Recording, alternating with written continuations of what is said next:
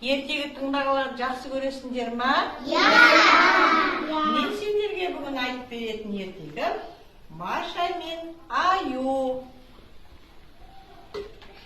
Тыңдаймыз ба? Ал енді мен ертегімді жақсылап тыңдаңдар. Бір баяғыда орманда апасы мен атасы қызы үшеу өмір сүріпті. Бір күні Маша апасы мен атасына мен құрбыларыммен орманға барып келейінші деп сұранады. Апасы мен атасы жарайды, барсаң барып кел, бірақ та құрбыларыңнан адасқама дейді. Жарайды ата дейді, құрбыларымен бірге орманға барады. Орманға барып, орманның арасынан олар жеміс-жидектерді тереді, жеміс-жидек теруге барады. Сөйтіп, ары жүріп, әбден Маша жеміс теріп, әбден қызығып теріп жатады да, құрбыларынан адасып қалады. Маша ары айқайлап, бері айқайлап, қыздар деп шақырады. Қыздар үнін қатпай. Қалың орманның арасынан Маша адасып кетеді сөйтіп жолға түсіп жолмен келе жатса, артынан бір үй тұрады. Көрдіңдер ме балалар? Үйге ақырын кіреді. Тук. Бұл үйде кім тұрады? Ешкім үн қатпайды. Кім тұрады үйде? Ешкім үн қатпайды. Қыз әбден шаршайды, жатып, ұйықтап қалады төсекке. Сөйтсе, бір уақыт өткеннен кейін есіктен Аю кіреді есіктен. Аю кіреді есіктен. Қыз қорқып кетеді Аюны көреді. Сен менің үйіме неге кіресің? Рұқсатсыз дейді Аю. Қыз қорқып, мен қыздармен келіп едім орманға, адасып кеттім. Сенің үйіңе түнеуге бола ма? Содан кейін Аю айтады, жарайды онда. Сен менімен бірге тұр дейді. Сөйтіп, Аю мен Маша бір үйде тұрады. Ол үйде Маша күніге үйін тазалайды Аюның, бәліш пісіреді, үйін жинайды. Сөйтіп әбден үйреніп қалады. Аю Маша қызға әбден үйреніп қалады. Сөйтсе, қыз бір күн айтады, мен апам мен атаны сағындым, апам мен атаға барып келейші дейді. Аю айтады, жарайды, ертең барасың дейді. Соны қызды әбден үйіне кіргізіп алады да, жібермей қояды апасы мен атасына. Сөйтіп қыз жылап бүйтеді. Мен бір айла табайын. Сөйтеді да, мен Аю келгенде айтады, Аю, мен апам мен атаға бәліш пісіріп берейін, соны апарып берші дейді. Аю ойланып отыр. Жарайды, пісірсек пісір, бірақ мен ертең апарамын дейді. Сөйтіп орманға кетіп қалады. Қыз әбден мені пісіреді, бәліш пісіреді да, сеткаға салады да, сетканың астына өз түсіп алады да, үстіне бәлішті қойып қояды. Сөйтіп, Аю келеді ормандан. Қыз ақырын сетканың түбіне тығылып қалады. Сөйтсе, Аю шақырады, Маша деп. Қыз үн қатпайды. Даусын шығарса, Аю естіп қояды ғой. Сөйтіп, үн қатпайды, тұра береді. Жарайды деп сетканы алады да, апасы мен атасына барып.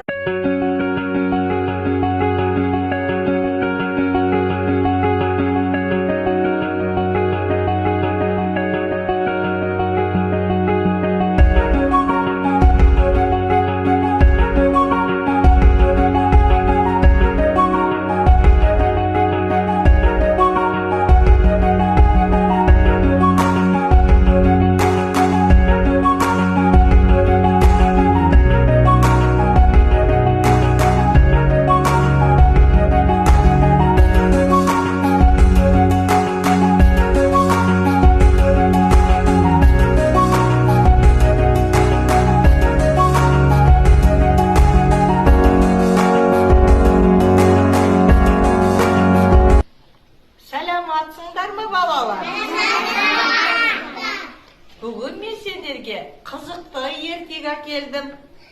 Ертегі тыңдағанды жақсы көресіңдер ма? Мен сендерге бүгін айтып беретін ертегім Маша мен Аю. Тыңдаймыз ба? Ал енді мені ертегімді жақсылап тыңдаңдар. Бір баяғыда орманда апасы мен атасы қызы үші өмір сүріпті. Бір күні Маша апасы мен атасына мен құрбыларыммен орманға барып келейінші деп сұранады. Апасы мен атасы жарайды, барсаң барып кел, бірақ та құрбыларыңнан адасқама дейді. Жарайды ата дейді, құрбыларымен бірге орманға барады. Орманға барып, орманның арасынан олар жеміс-жидектерді тереді, жеміс-жидек теруге барады. Сөйтіп, ары жүріп, әбден Маша жеміс теріп, әбден қызығып теріп жатады да, құрбыларынан адасып қалады. Маша ары айқайлап, бері айқайлап, қыздар, қыздар деп шақырады. Қыздар үнін қатпай. Қалың орманның арасынан Маша адасып кетеді сөйтіп. Жолға түсіп, жолмен келе жатса, алдынан бір үй тұрады. Көрдіңдер ме балалар? Үйге ақырын кіреді. Тук-тук-тук. Бұл үйде кім тұрады? Ешкім үн қатпайды. Кім тұрады үйде? Ешкім үн қатпайды. Қыз әбден шаршайды, жатып, ұйықтап қалады төсекке. Сөйтсе, бір уақыт өткеннен кейін есіктен Аю кіреді есіктен. Аю кіреді есіктен. Қыз қорқып кетеді Аюны көреді. Сен менің үйіме неге кіресің? Рұқсатсыз дейді Аю. Қыз қорқып, мен қыздармен келіп едім орманға, адасып кеттім. Сенің үйіңе түнеуге бола ма? Содан кейін Аю айтады, жарайды онда. Сен менімен бірге тұр дейді. Сөйтіп, Аю мен Маша бір үйде тұрады. Ол үйде Маша күніге үйін тазалайды Аюның, бәліш пісіреді, үйін жинайды. Сөйтіп, әбден үйреніп қалады. Аю Маша қызға әбден үйреніп қалады. Сөйтсе, қыз бір күн айтады, мен апам мен атаны сағындым, апам мен атаға барып келейші дейді. Аю айтады, жарайды, ертең барасың дейді. Соның қызды әбден үйіне кіргізіп алады да, жібермей қояды апасы мен атасына. Сөйтіп қыз жылап бүйтеді. Мен бір айла табайын. Сөйтеді да, мен Аю келгенде айтады, Аю, мен апам мен атаға бәліш пісіріп берейін, соны апарып берші дейді. Аю ойланып отыр. Жарайды, пісірсең пісір, бірақ мен ертең апарамын дейді. Сөйтіп, орманға кетіп қалады. Қыз әбден мені пісіреді, бәліш пісіреді да, сеткаға салады да, сетканың астына өз түсіп алады да, үстіне бәлішті қойып қояды. Сөйтіп, Аю келеді ормандан. Қыз ақырын сетканың түбіне тығылып қалады. Сөйтсе, Аю шақырады, Маша деп. Қыз үн қатпайды.